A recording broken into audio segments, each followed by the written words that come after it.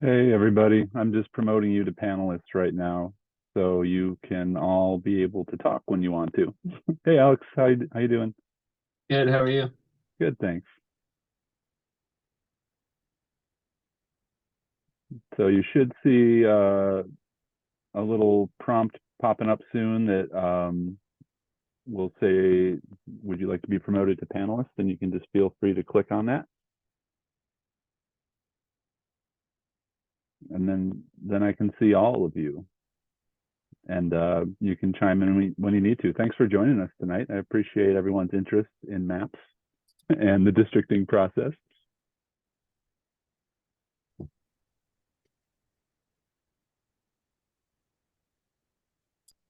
And I am just going to invite you one more time, Laura. And feel free to click on that button to join in. And everybody can see the Independent District Commission start screen okay, right? Okay, just double checking. I hit the share button before kicking off the webinar. So,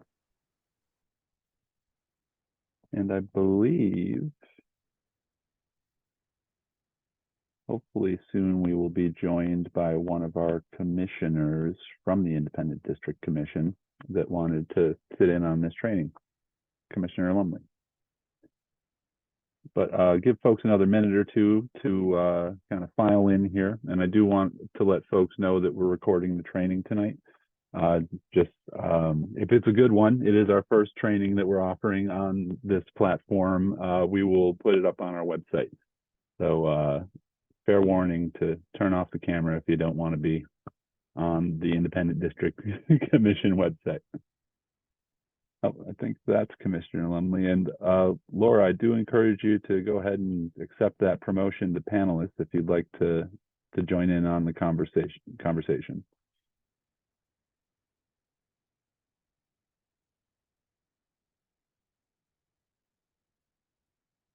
Hello, Commissioner Lumley. I see you. I just sent an invite to promote you to panelist.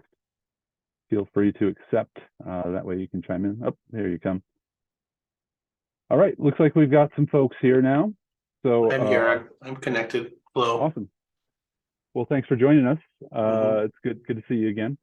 And thanks everyone else for joining in on the training tonight. Really appreciate it when folks want to get involved with the districting process. It's a historic moment in the history of the city of Portland. We are not redistricting the city. We are in fact districting the city for city commissioners. And just really happy to have some folks coming out tonight to learn how to make the maps.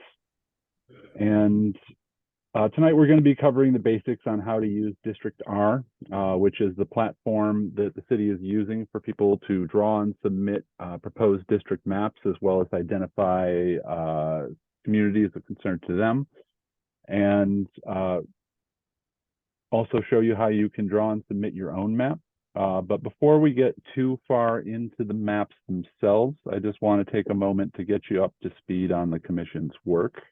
And I can give you a quick little rundown. Just a quick welcome at the beginning here. We're on track, on pace with our agenda. So that's all good. We're going to do the quick IDC Independent District Commission, that is background.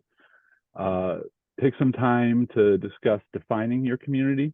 We have a SurveyMonkey poll that we're giving to folks that has 4 questions that our Independent District Commission Community Engagement Work Group came up with. They identified as great ways to kind of get folks thinking about what is important to them about community that you can answer, and then have that be a frame, so to speak, for drawing your own map. But also give us some more qualitative information as to what's important to folks when these maps are being drawn. After we're done with that, we'll hop right into the training itself, and we can go through. We also have a function on our website that allows you to look at a variety of data points superimposed on the map of Portland that we can do a quick tutorial on. But without further ado, I'm going to get us started, and I appreciate y'all's patience here as I move through this slideshow. There we go. So the Independent District Commission, its purpose and responsibility. The Independent District Commission was created by the voter-approved amendments to the city charter last November that were crafted by the 2020 Portland Charter Commission. The Independent District Commission is, as the name suggests, a fully independent body authorized to create the district plan for the city of Portland. The commission is responsible for preparing and adopting a district plan for dividing our city into 4 districts for city commissioners, using criteria that's established in the charter. The IDC has already held 1 public hearing to engage Portlanders on adding district criteria and voted to not add any additional criteria. They are currently drafting proposed district maps, and they are using maps submitted via this DistrictR mapping tool in order to guide them on that process. Once they have proposed districts, they will hold 8 public hearings in July, with 2 in each of the proposed districts before they vote to adopt the plan. And that plan will be released on June 1st. So folks have some time, as laid out in the charter, to check it out, think about it, and really, get ready for those public hearings to voice their opinion on what they think.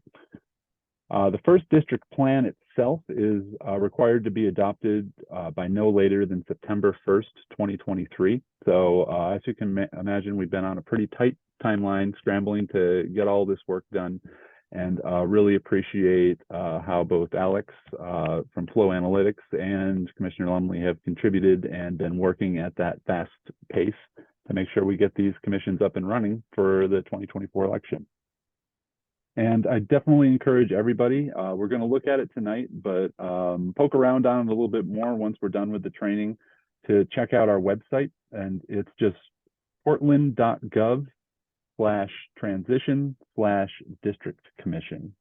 And I'll put a link to our survey form in the chat in a little bit, but I can drop this one into the chat for y'all as well. Let's take 1 second to get the chat up. Oh, computer is, here we go.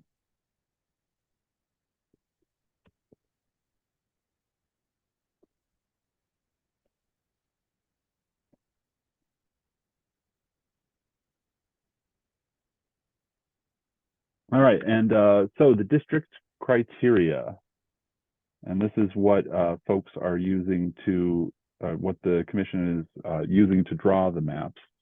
The district criteria that were decided in the charter, and the Independent District Commission decided not to add any additional criteria to, are as follows: that these districts will be contiguous and compact, meaning that they're not sprawling all over the place and not broken into multiple pieces. They will use existing geographical or political boundaries.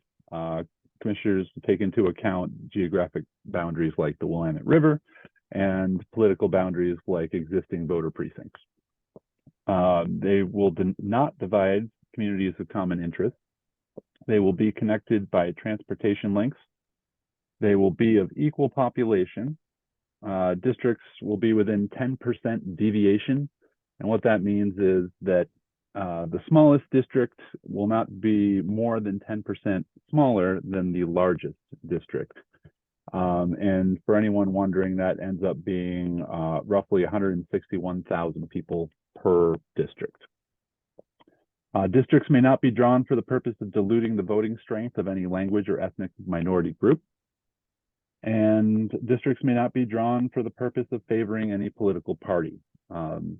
Granted, city commissioners are nonpartisan races, but the idea is that no existing politicians are going to be favored by, specifically by a district being drawn.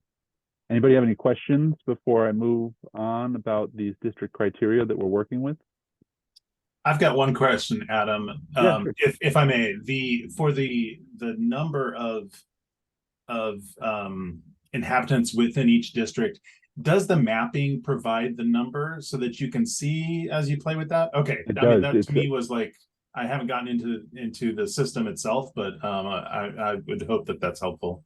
Yeah, it is such a great tool. The Awesome. way it will show you all the different ways the population is broken down in each of those. Awesome. And a fun anecdote for you, we had somebody submit a map that was a little bit of a joke, and it was essentially a district that was just swirled to the center, but the population in each of those swirls was perfectly Was accurate. balanced. Yeah, it was like one of the closer balances of population that we've had in a map submitted, and probably less than 1% deviation from the smallest to the largest. Wow, right on. Good to know. Thanks. Any other questions? All right, and we'll keep moving along then. And I mentioned earlier that the community engagement work group of the Independent District Commission came up with 4 questions to define community.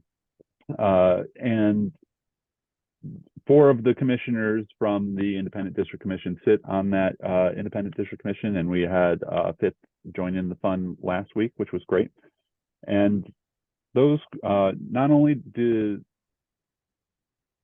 these questions really provide great feedback to the Independent District Commission, but they're a great way to really get you in the mindset for drawing a map that matches, you know, what you want to see these districts look like. It kind of gets the wheels turning in your head and allows folks to think like, oh yeah, that does make sense. And I think I want the districts to look like this. The questions are, how would you define your community in Portland? And with the caveat that there can be more than one community that you consider your community in Portland. What physical places are most important to this community? Or another way of saying it is, where does this community gather? What geographical and physical boundaries are important to this community? Or what are the physical boundaries of the community? And what should the commission know about your community or other communities in Portland when considering where to draw the district boundaries?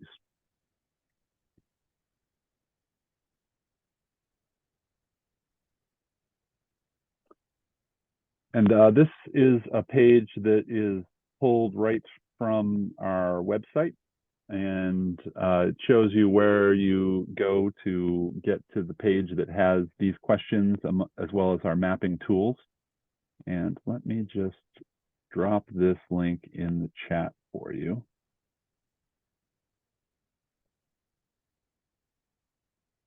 Oh, sorry, I see that people have.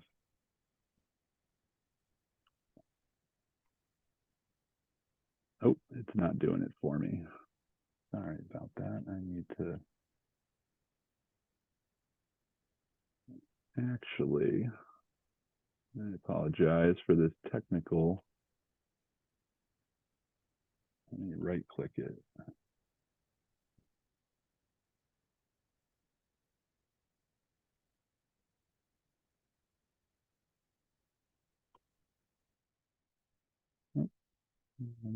I'm just going to hop into here and grab it. 1 second. Thanks for your patience, everybody. I'm just going to take you right to the page that we are currently on.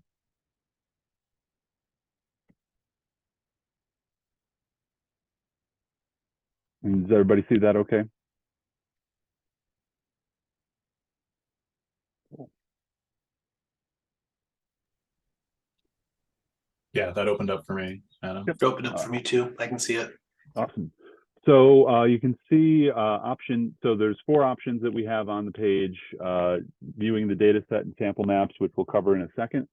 And then drawing and submitting your own district map below that. But option 2, if you click on the online survey, it will take you to those 4 questions.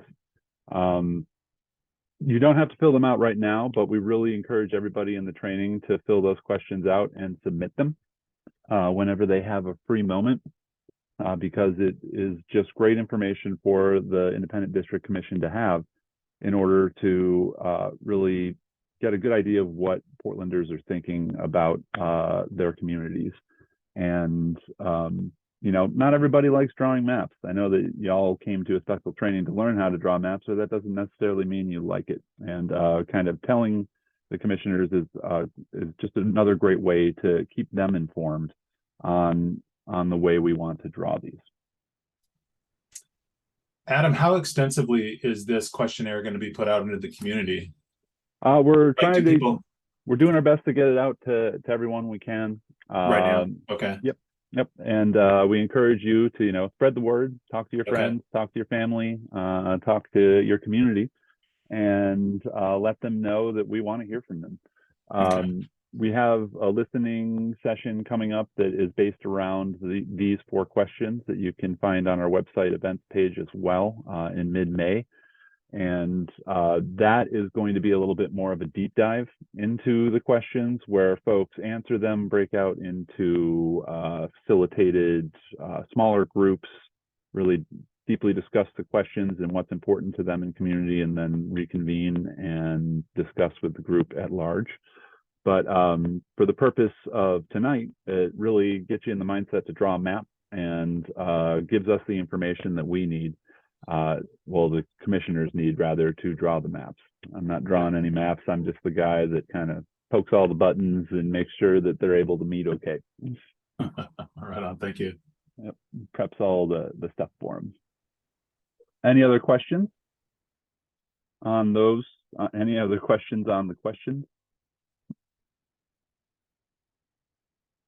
Great.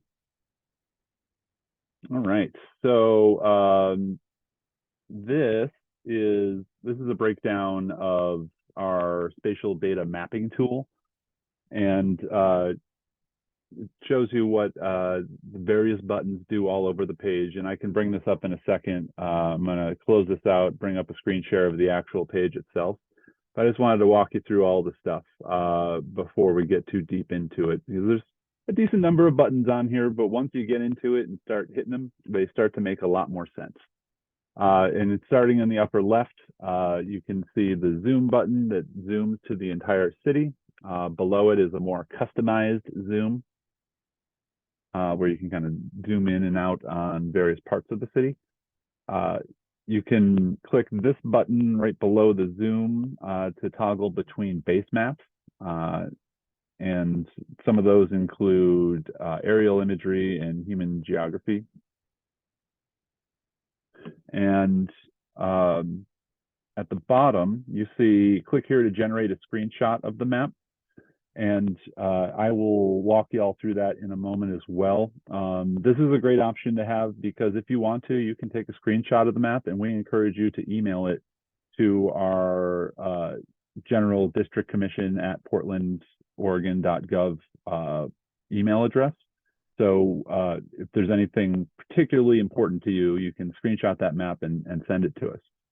If there's something that you're having difficulty getting across to us through the DistrictR mapping tool. The button right next to it is just to share the current app setup and view via social media or a shareable link. And then kind of all of the different layering stuff. I'll start at the top of the right-hand side. You can click there to open a search bar so you can enter an address or a point of interest or to zoom into a specific area. And you can click the magnifying glass again just to close that. The little arrow is what opens up, shows you you click on it to view a legend of the layers of the currently displayed map. So you can choose a bunch of different options and it will show you the legend for that. You click the little kind of stacked squares there to display a list of groups or layers or individual layers with icons to turn visibility off and on the map. And it's really, really cool function. You can see there's a plethora of options for things you can overlay on this map. You can see the open eye icon indicates a group of layers or individual layers on the map. It's important that if you want to see something, and I can show you this again when we have it open, if you click on city of a supplemental one and you hit the eye, you just want to make sure that you hit the eye on supplemental as well as the stuff below it. So if there's a subcategory, you have to have all of the eyes on in order to see it. Doesn't totally make sense what I'm saying, but it will in a second when I open this up for y'all. And closed eye icon indicates that that function is not visible currently. So you click on it to open the eye and it will let you see it. I'm going to stop sharing my screen for 1 second so I can move stuff around. But anybody have any questions before I open up the spatial mapping tool? Let me get out of this really. Give me 1 second to reset everything. All right.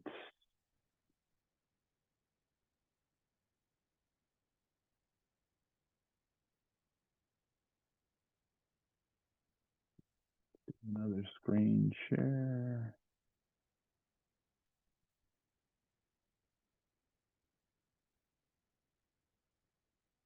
Okay. Can everybody see that okay? At the top, it says option 1, view data sets. All right, great. So if you want, so this is not the submit a map via the mapping tool itself. This is the spatial data that we were just looking at on the screen. When you click here, I can give you a quick walkthrough of how it works. Hopefully my internet holds up to this.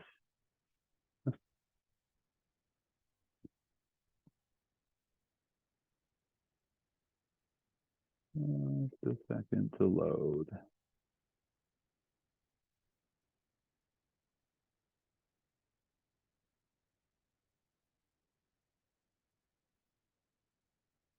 So everybody see Portland okay? Great. So this is the zoom to Portland button. Since we haven't zoomed in at all, this is how you can get a little bit closer. If you're like, whoa, I'm too close, you can just go back to Portland as a whole by clicking on the home button. Here is the toggle the base map. You're more of a satellite view type of person. I prefer the grayscale personally. And then over here, here's that search bar we were talking about. And you just click on the arrow to make it go away if you're looking for any particular point on the map. This is how you open up the legend. And then here is some of the data. As you can see, we have the only eye we have on right now is the city of Portland boundary itself. So if I click on that, oh, there we no longer can see the city of Portland boundary. But as we look into these layers of data, there's just a ton of data that you can work with here. I like the city of Portland one is a good one to start. So you can see, as I was saying before, we have the supplemental information. So we want to be sure that we have the ion for that because we're in a subcategory of it. I want to make sure we have the ion for city of Portland. And then you can start clicking on things to see where they are. Take a second to pop up. So I clicked on Portland Police Facilities. If somebody's interested in having a certain, making sure that each district has a police facility, there they are. And I could walk through these one by one, but it's just an amazing tool to use. As you can see, it'll show you the parks, neighborhood boundaries is a good one. We've received a decent number of public comments that folks are, one of their main concerns are their neighborhood boundaries remaining intact for these new districts. Neighborhood coalitions, and then, but as you can see, there's just a ton of information that you can, and this is something that you can just spend hours going through and clicking on and being like, oh, wow.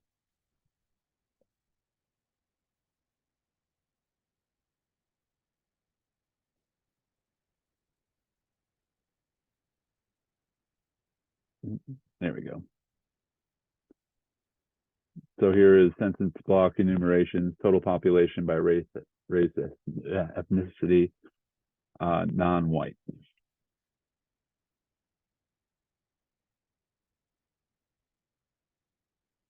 And Is there a legend to see what those colors are? yep, and once you choose all the things you do, it's the button that's right here, the little bars in the corner.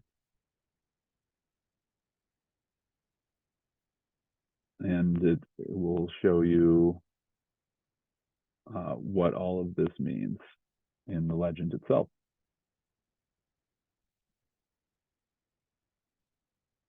And go back to this. Let's see. Oh, I had the Census Bureau information on. And you can see we have some Multnomah Education Service Director districts, kind of miscellaneous districts, some voter turnout,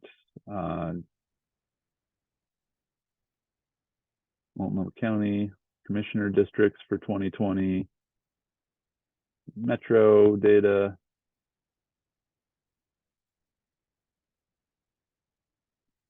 and some sample maps and some IDC submissions. You can actually look at some of the maps that folks have submitted. I think this might be one of our jokes. Let's take a look. Oops, I need to go districts. That's one thing that oh no, that is a super cool map. So this is one of the, so once, things go through the whole process, you submit a map, you can actually check out your own on this mapping tool. It'll show up on the general drop-down list for everyone. Not for everyone, if I Not may, for everyone. Adam. This is the title for that was IDC submissions, because Got it, those are okay. specifically from the commissioners. Got it. Okay. I was like, well, that might be cool, but it's also kind of like posting your map up and everyone can see it. DistrictR, which or DistrictR, which Adam will get to later, will show every public submission. It will. Okay. Yep. But this one was more for seeing the specific ones that are moving through the IDC. The super cool map title threw me off. I was like, oh, I guess we added some other ones to it. But we know how that commissioner felt about that map, which, you have to give it to them. It is pretty cool. So that is a quick run through of the spatial data mapping tool. Does anybody have any questions about that? It's really, those are kind of the basic. Oh, I didn't show you down here. You can do a screenshot. You have to choose legend or pop-up. And oh wait, you got to draw, don't you? Sorry, I haven't done this in a while.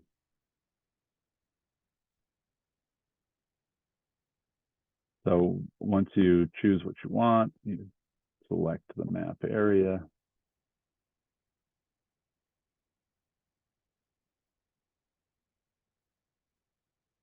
And you have yourself a screenshot.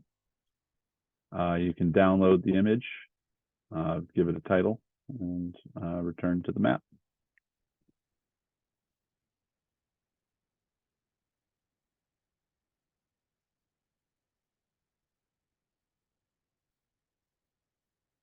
This is gonna. Oh, it went to it. Okay, there we go.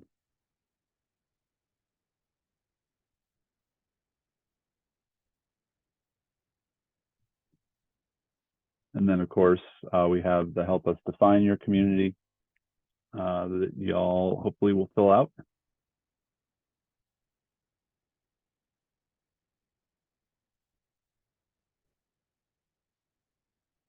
And this is DistrictR. It is when you click on the submit a map page, it takes you to this page, gives you a quick rundown. And there's two different options here that you can click on. You can identify a community built out of 2020 blocks, or you can work on drawing your 4 multi-member districts built out of the 2020 census blocks. Start with identifying a community of concern to you.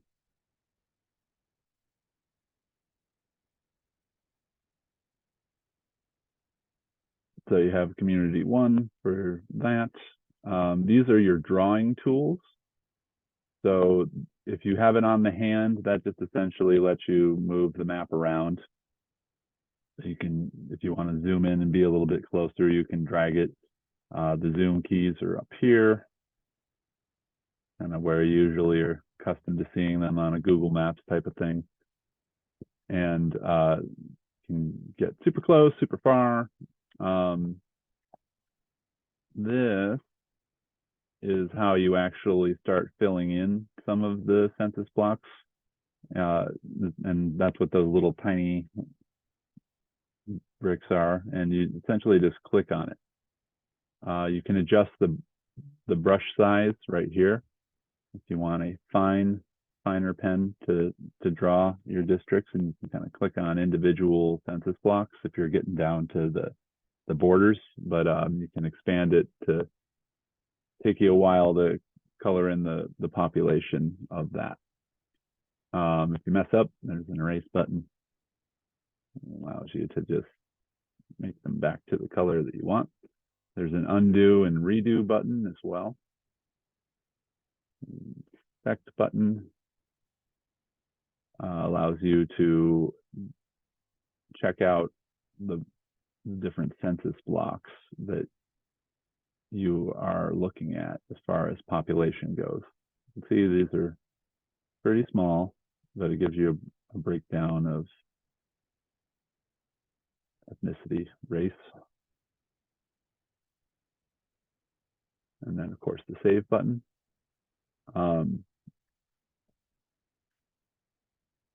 Show my communities. If you want to look at the map again without what you've drawn so far, you can unclick that. If you have multiple communities, it will number them for you. We have some boundaries. So you can click on the neighborhood organizations, school districts,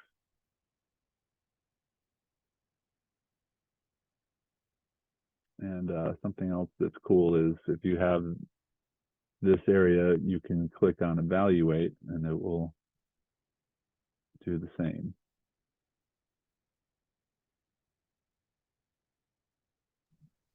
So that evaluation, those stats reflect the highlighted, the selected numbers for 1. Is that correct? Yeah, when you hover over them, That's what you do. Okay. The individual ones. The quick way to check your but how you've built it. Okay.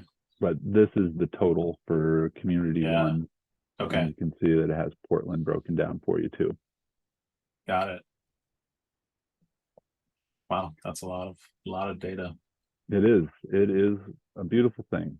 Sorry, I get like super nerdy about it because it's just such a great thing to use. Like, oh, I can do this too. I can do this too. Yeah.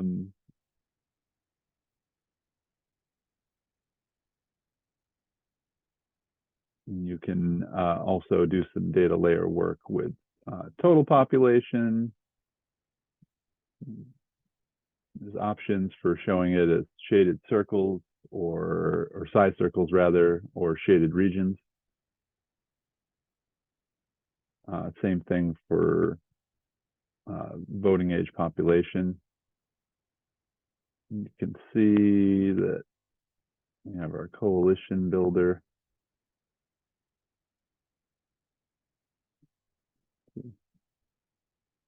Kind of breaks it down for you by race.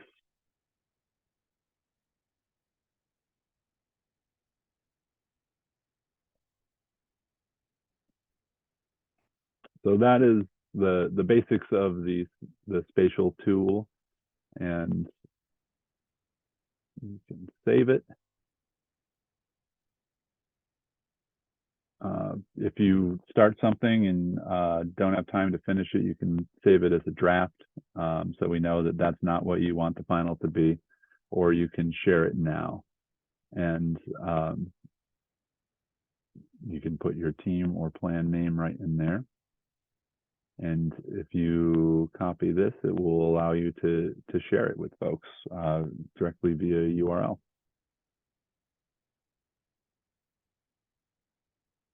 So any questions on the spatial tool?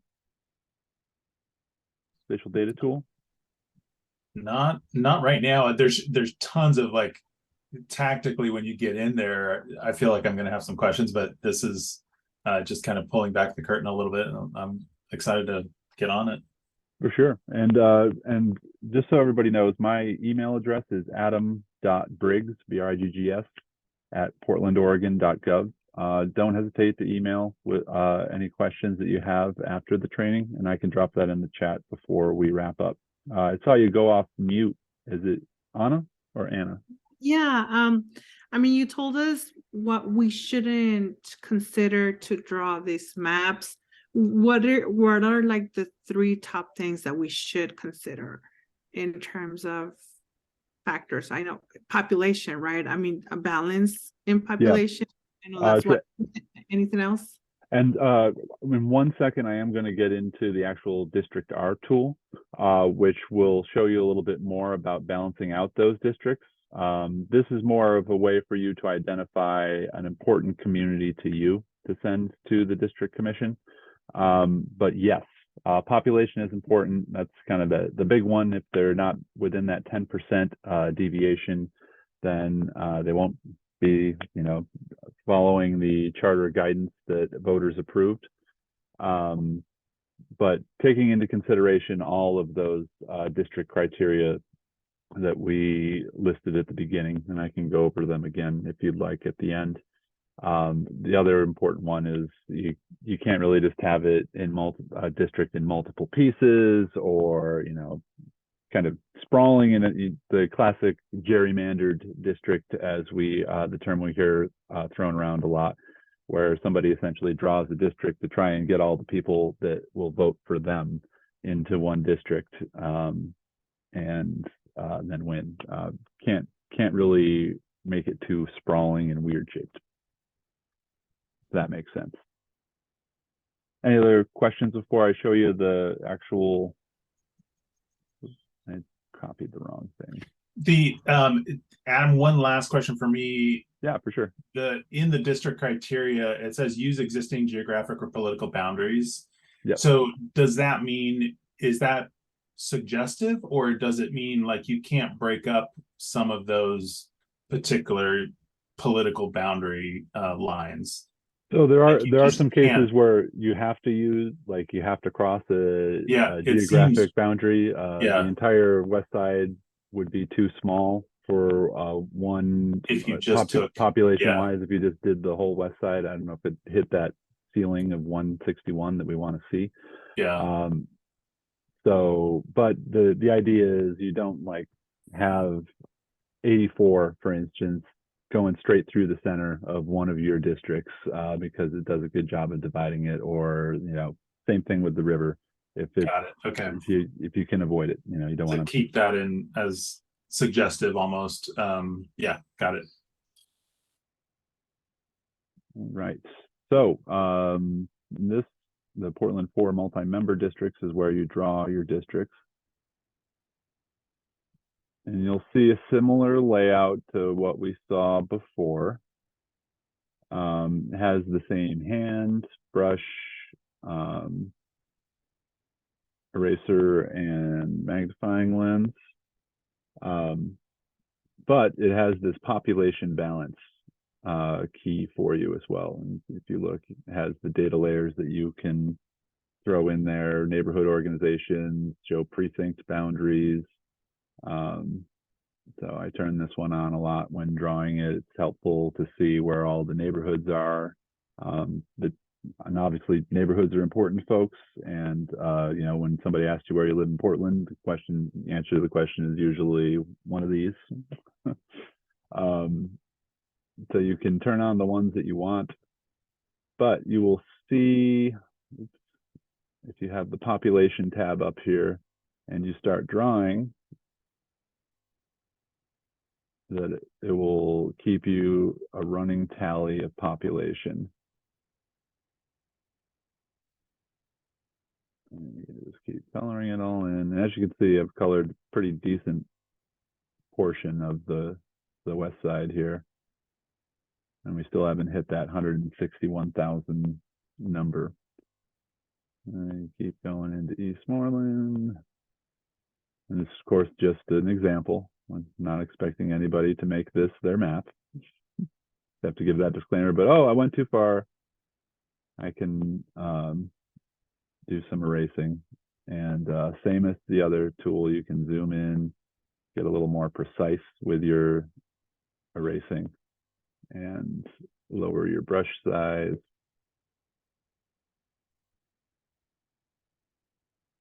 And clear them out. And we're getting closer to that threshold. This is one of those scenarios where I click on my hand, maybe take out, for instance, Creston Kenilworth, and keep playing with it. Now, they obviously don't have to be the same exact number, but you want to keep them within that 10% deviation. And just a reminder that that is a 10% difference from the smallest to the largest. Oh, got it. It's not 10% off of 161,000. It's the spread between all four. Correct. Got it. Okay. I said that right, Alex? Cool. Yeah. Just Yeah. double checking. No, it's sometimes weird to say, but it's like you find the highest populated district and the lowest populated, and you sum the differences, and that is the number you don't want to be above 10. So Got it. Okay. So right now it's showing this district is 11.929% over. I will say, DistrictR is not made by the City of Portland or Flow, and it's gonna give you one number, the maximum population deviation. So if Adam draws, 4 districts total, it's gonna tell us in the maximum population deviation line item one number that says District 2 is over by 8%. What the criteria actually needs to be measured by is looking at the highest populated district, the lowest populated district, and the sum of those two numbers, which unfortunately you cannot get directly in DistrictR. But if you're getting your maximum population below, 5%, then you're safely making a valid map. And that's something that Flow will be, helping the IDC when we're looking at maps. We'll calculate what's called the overall deviation and make sure that if tweaks need to be made to get it under 10%, that the IDC knows to do that. And for anyone that attends any of our regular IDC meetings, we at the last one had a presentation of some key maps by the Flow Analytics team that were based off of submissions, which was great. And if you're looking for inspiration, that's a great place to check. It was our April 19th meeting that we had that presentation, and it's recorded on our website under the events section.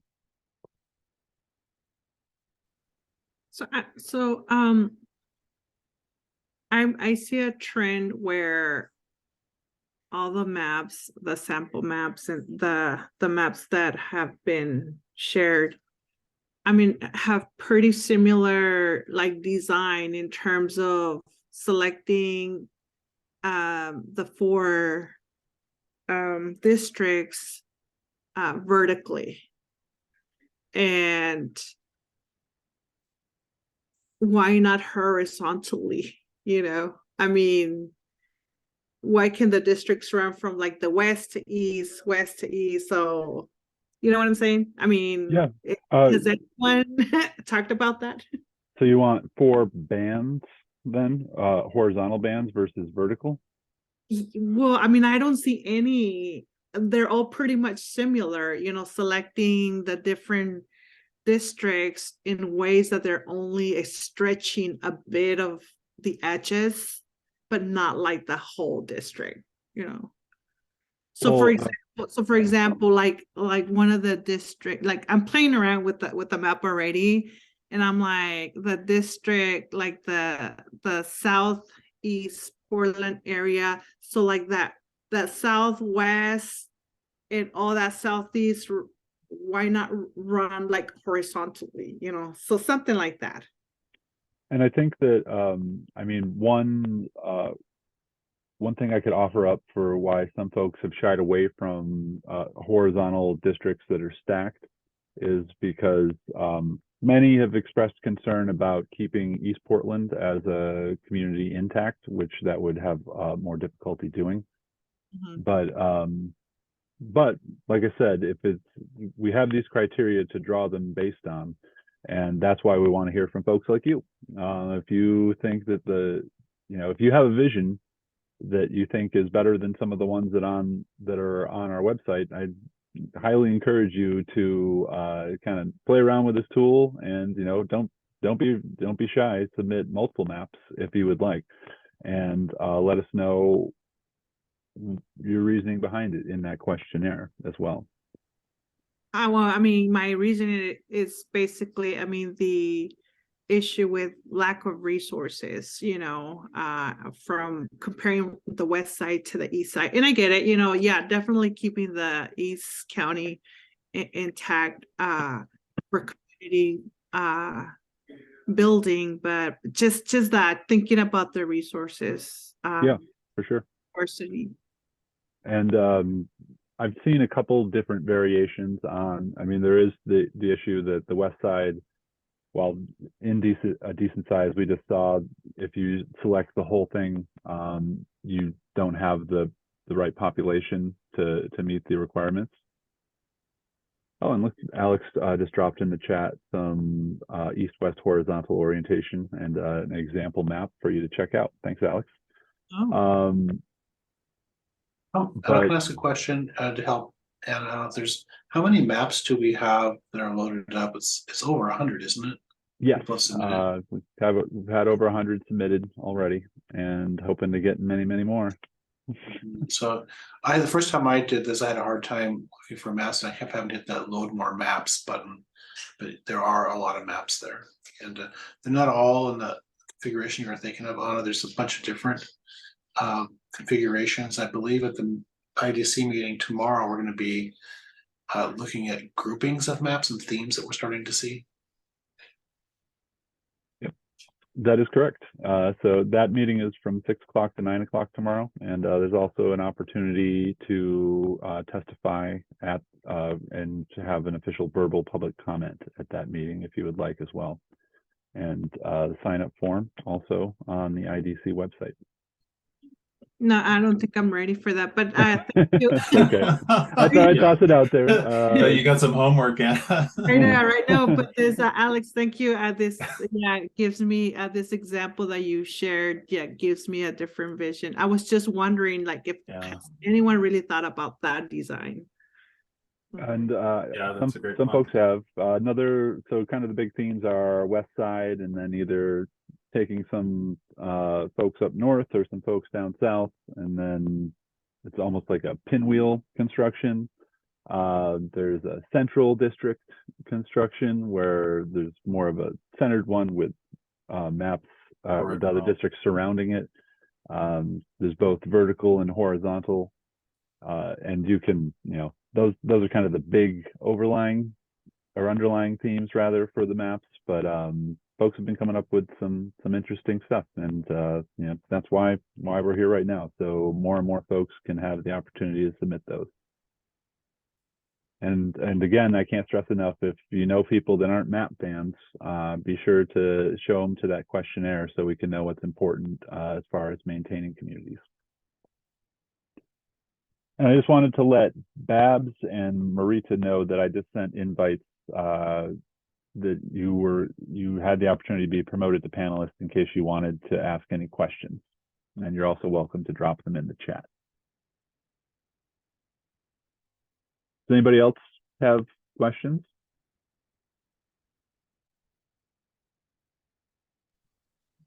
The only comment, and like the way I was approaching it was like everyone's got the grid layout east west because of the river, and the north south. Like that's my first awareness of Portland, is someone explaining to me what the quadrants mean.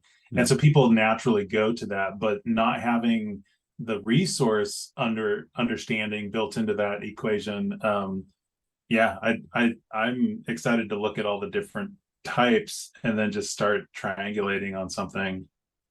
Yeah, so that I just wanted to comment that my first understanding of Portland was someone explaining to me where the river sits and where Burnside sits, and how the whole thing, and that frames my awareness of Portland. But I didn't realize that there weren't any police facilities. I don't know what those were, if that was a precinct or whatever.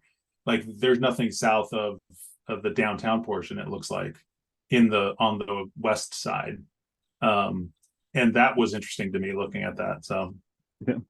No, it's packed full of some great data. I too was introduced to Portland. I moved here 12 years ago. Yeah. And kind of got the same rundown. My first reaction was, wait, aren't there 5 of them? Why are you calling them quadrants? But right. And now there's 6 of them. But that's true.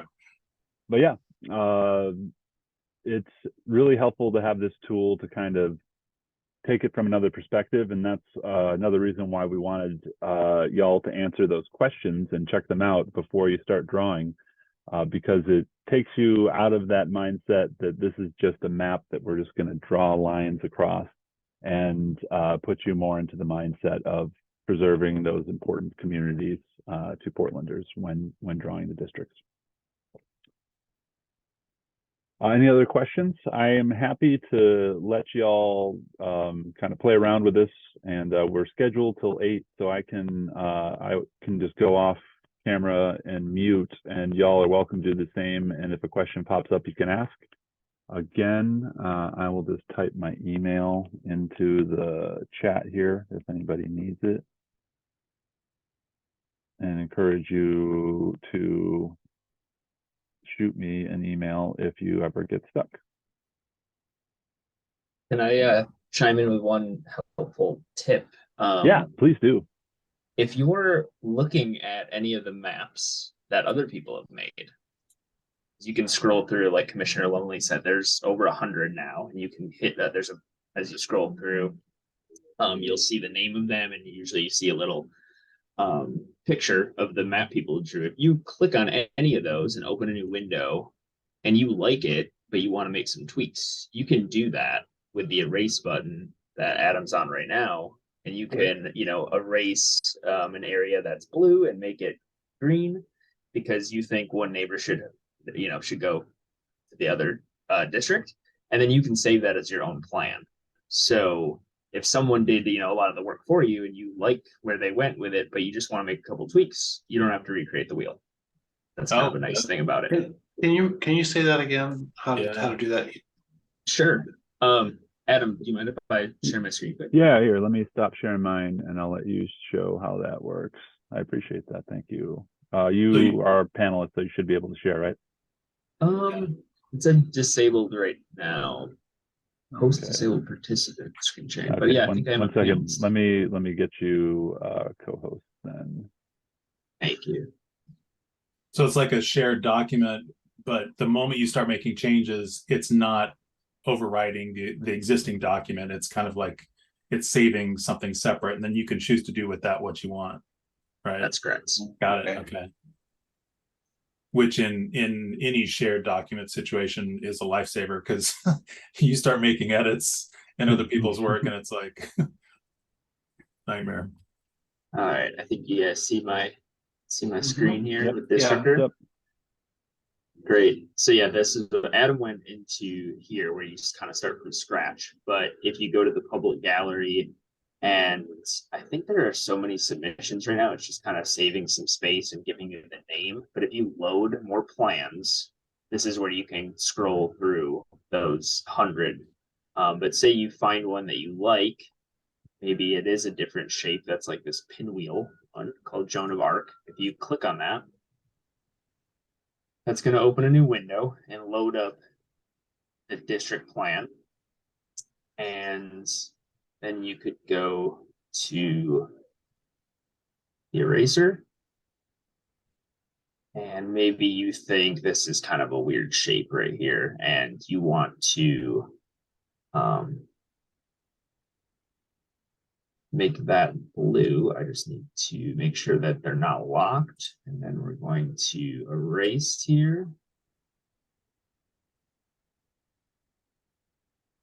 Go back.